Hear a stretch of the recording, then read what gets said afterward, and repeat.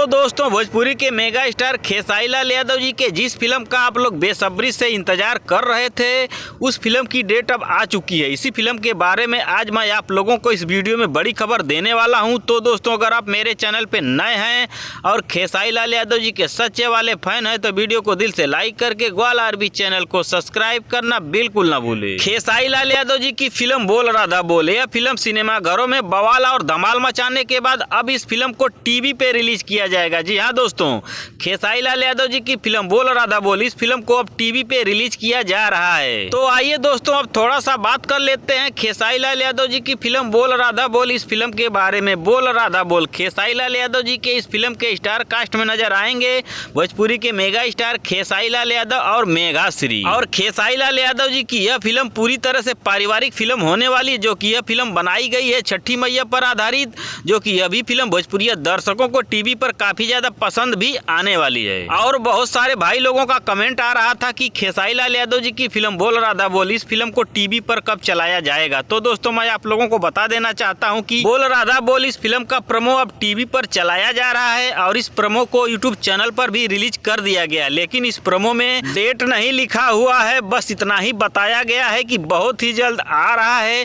फिल्मची TV channel पर। तो मैं आप लोगों को डेट बता देना चाहता हूं कि खेसारी लाल यादव जी की फिल्म बोल राधा बोल को दीपावली पूजा के शुभ अवसर पर या छठ पूजा के शुभ अवसर पर चलाया जाएगा फिल्मची टीवी चैनल पर। धन्यवाद दोस्तों।